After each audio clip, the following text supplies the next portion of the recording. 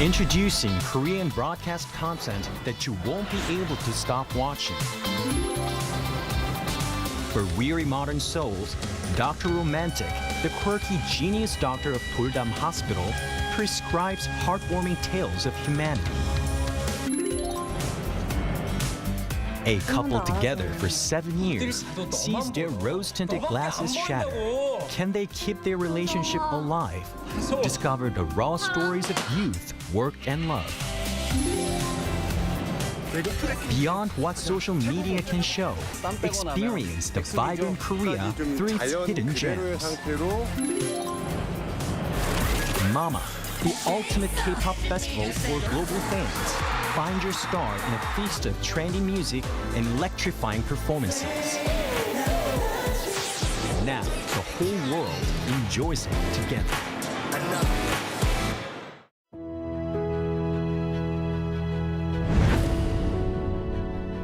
The moment we wear it, our spirits lift. It helps us grow strong in body and in mind. As we wear it, we learn patience and respect. The belt system motivates students to strive harder and continue growing. This uniform shapes movement into grace and turns performance into something thrilling. Now, embraced around the world, Taekwondo shares our culture, philosophy, and values with pride and spirit. Though it may seem simple, this uniform holds your passion and your journey. It belongs to Taekwondo. Wear the extraordinary. Be with Taekwondo.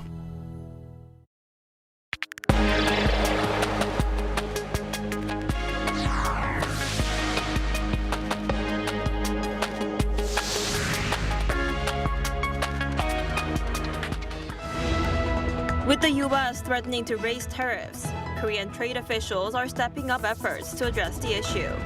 Industry Minister Kim Jung-kwan held talks with U.S. Commerce Secretary Howard Lutnick, while Trade Minister Yo Han-gu is set to arrive later to meet U.S. Trade Representative Jamieson Greer. South Korea remains on the United States Foreign Exchange Monitoring List for heightened attention over macroeconomic and exchange rate policies. This comes after the country was removed from the list in 2023, but was put back on it in November 2024. Interim CEO of Coupang, Rogers, is set to appear for police questioning later this afternoon. Police are expected to question him about Coupang's probe into the massive customer data breach at the company and examine whether there were attempts to destroy evidence. Hello and thanks for joining us on Arirang News. With the risk of higher U.S. tariffs back on the table, South Korea's trade leadership is stepping up high-level talks in Washington as fresh comments from President Donald Trump set the stage for intensive trade talks. Our Munyeon starts us off. South Korea's top trade officials are mounting an urgent diplomatic push in Washington as the Trump administration signals it may reinstate steep tariffs on Korean goods.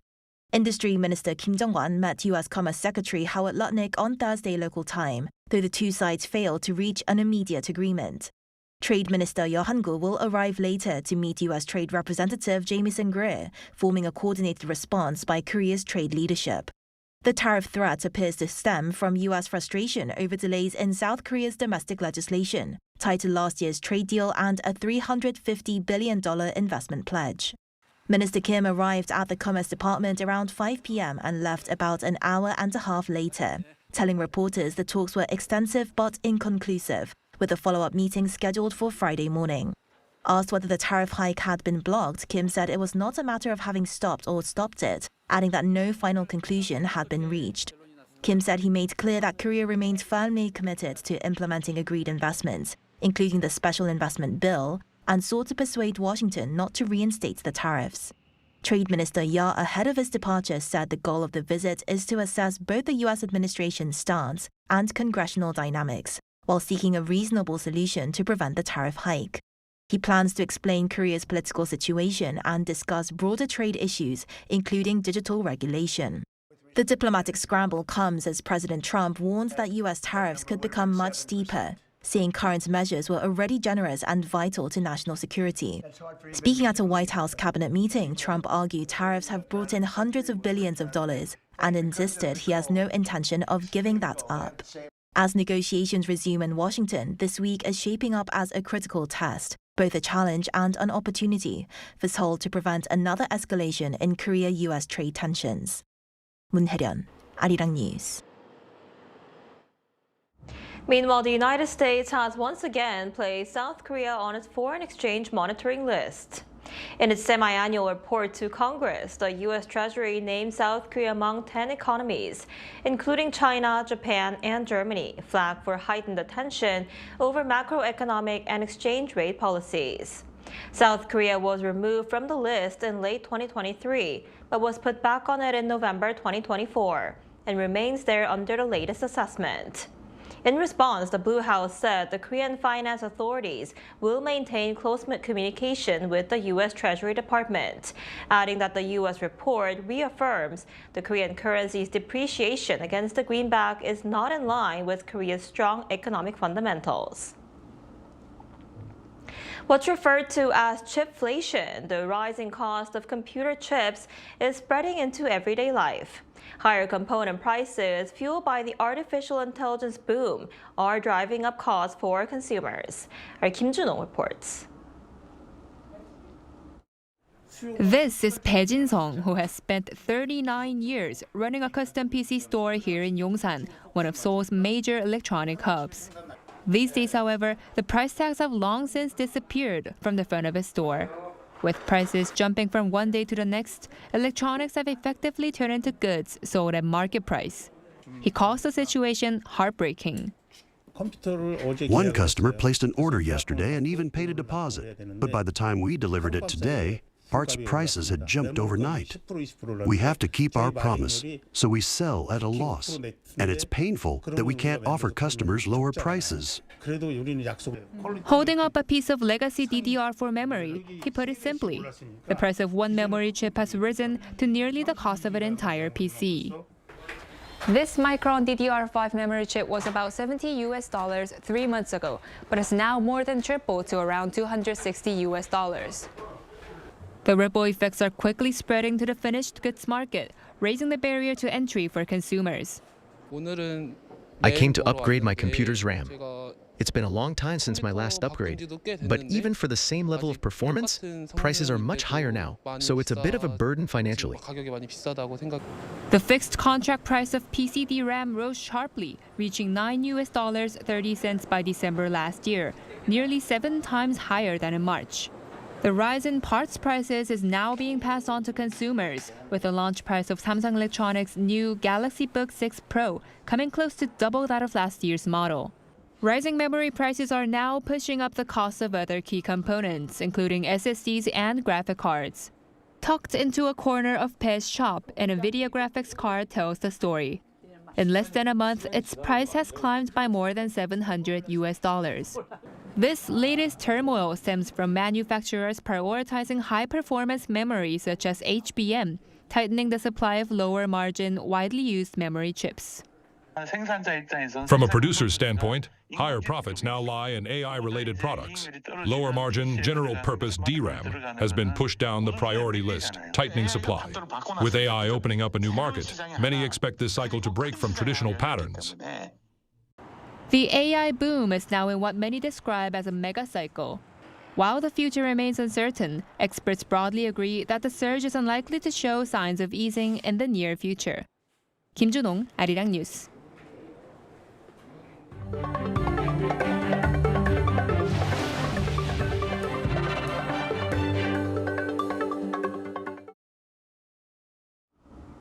Interim CEO of Coupang, Rogers, will be questioned by police later today over the massive customer data breach incident. Rogers is scheduled to appear at the Seoul Metropolitan Police Agency at 2 p.m. after previously ignoring 2 summonses and leaving the country following a parliamentary hearing on the data leak. Police are investigating Coupang's handling of the breach, disputing the company's claim that only about 3,000 users' data was stored by the suspect.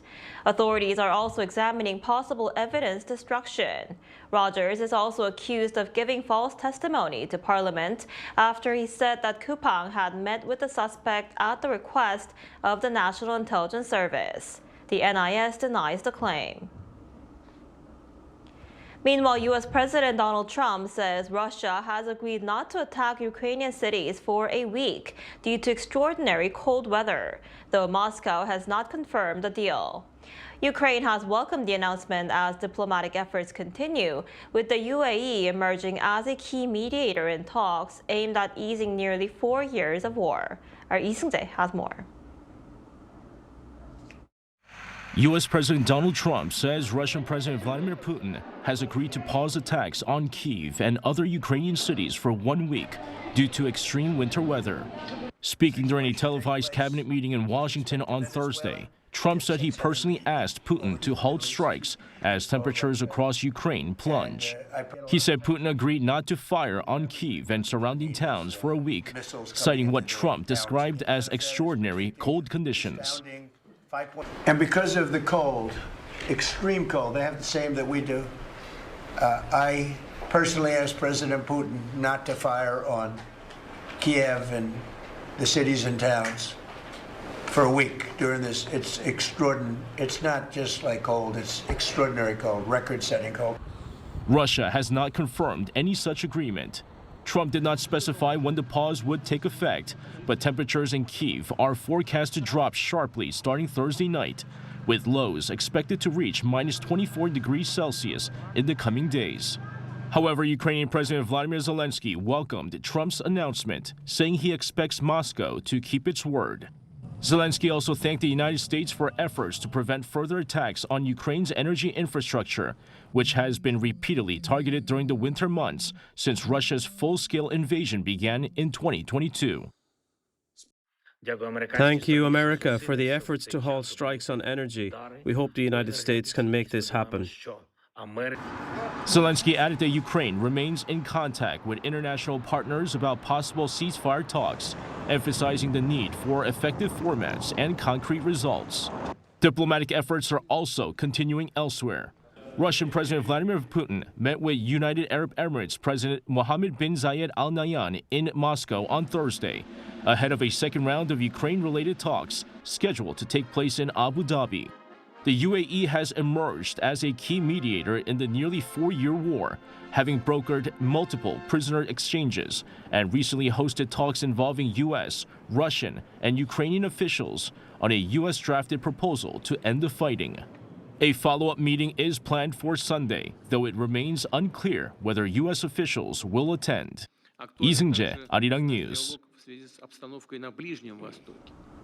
As part of our special coverage on how Korea-France relations have evolved over the past 140 years, we explore how Korean food has not only made waves, but is changing the fine dining scenery through one top chef. Our Oh Soo-young tells us more. This gourmet bibimbap, topped with Bordeaux caviar and fresh tuna, gives a taste of how Korean food in France has entered the structures of fine dining in the gastronomic capital. It's a creation by Korean-born French chef Pierre Sang-Boyer, who rose to fame on TV show Top Chef 15 years ago. My first challenge is to be a chef in a capital of gastronomy, you know. Right. It was not easy, you know, because I think the taste of French people are quite different, but they're sharing the same value than Korea. Value to be together, value about supplier, value about diversity. Adopted in France at the age of 7, Boyer later trained in classical French gastronomy. He worked in prestigious kitchens in Seoul, London and New York before establishing his own series of fine dining restaurants in Paris.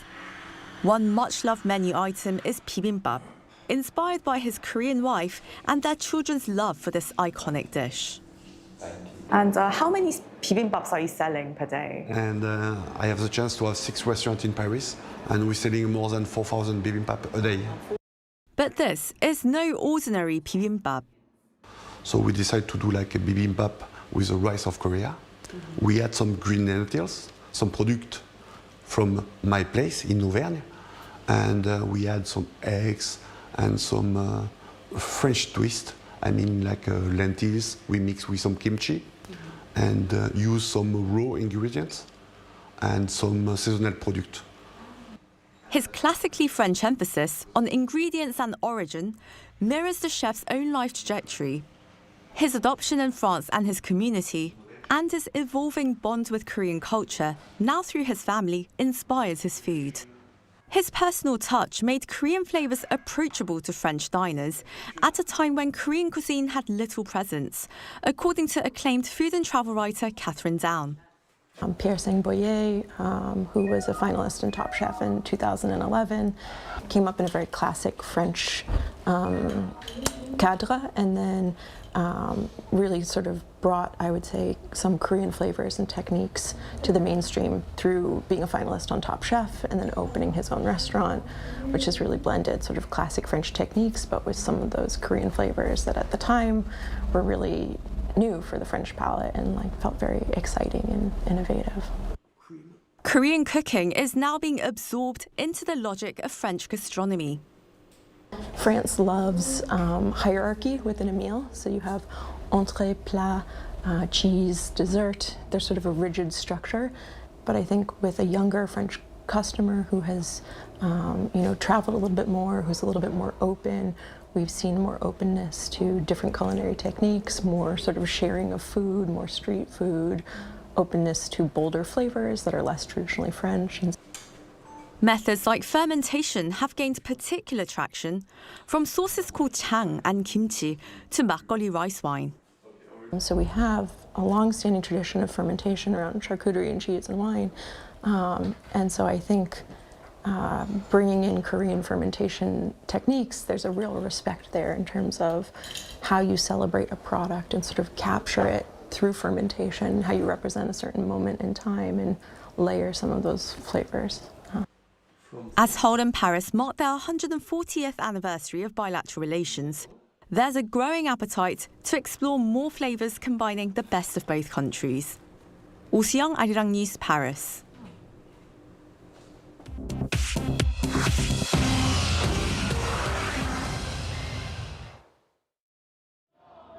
This is The World Now, bringing you everything you need to know from around the globe. The European Union has designated Iran's Islamic Revolutionary Guard Corps as a terrorist organization following its deadly crackdown on protests. EU foreign ministers reached a decision in Brussels on Thursday, adding the powerful IRGC to the bloc's terror list alongside groups such as Islamic State and Al-Qaeda.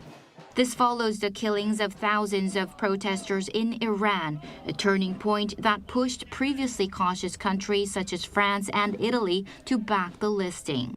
The EU also sanctioned 15 individuals and 6 entities, targeting Iran's interior minister, senior prosecutors, Revolutionary Guard commanders, and agencies linked to censorship, surveillance, and drone and missile development. Tehran called the EU's move a, quote, major strategic mistake. The U.S. Senate blocked a critical government funding bill, pushing Washington to the brink of a partial shutdown as a fierce dispute over immigration enforcement intensified. Lawmakers failed to advance the budget on Thursday after Democrats refused to fund the Department of Homeland Security, demanding new limits on immigration and customs enforcement operations.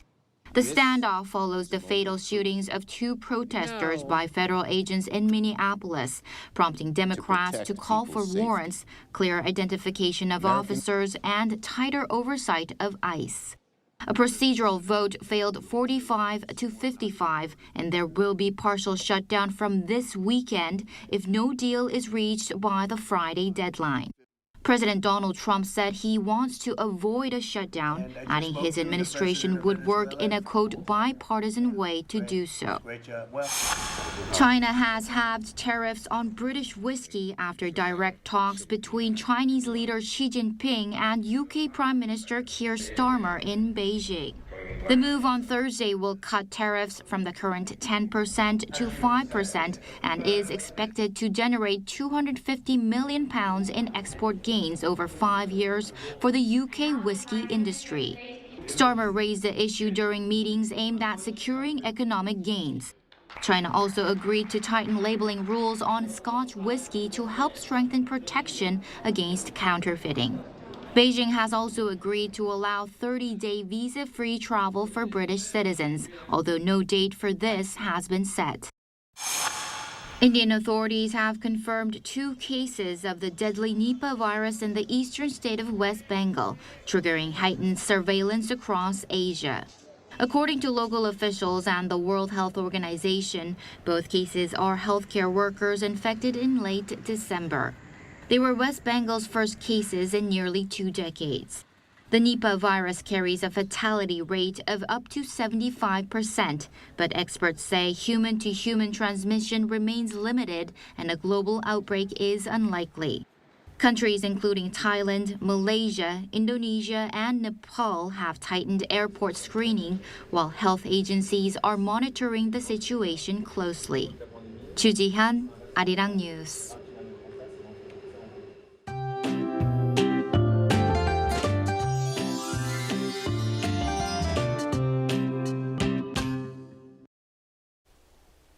The late January cold spell is still holding on, making for another frigid day.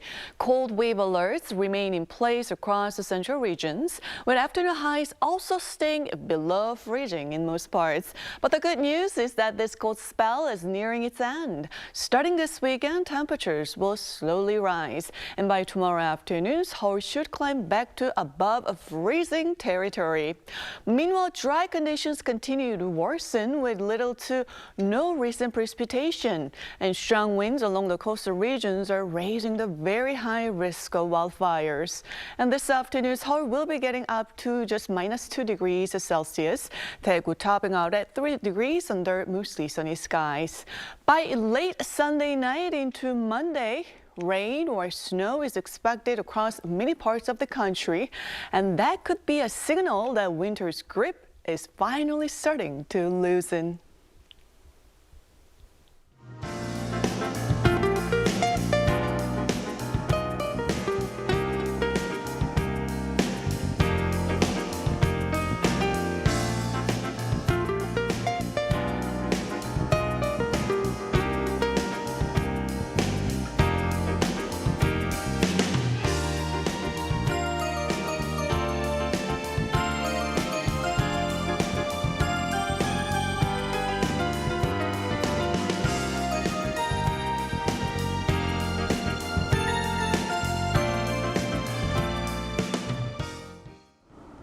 That's all we have for today's noon edition of Arirang News. Thank you for watching. We'll be back at 5 p.m. Korea time. Stay tuned.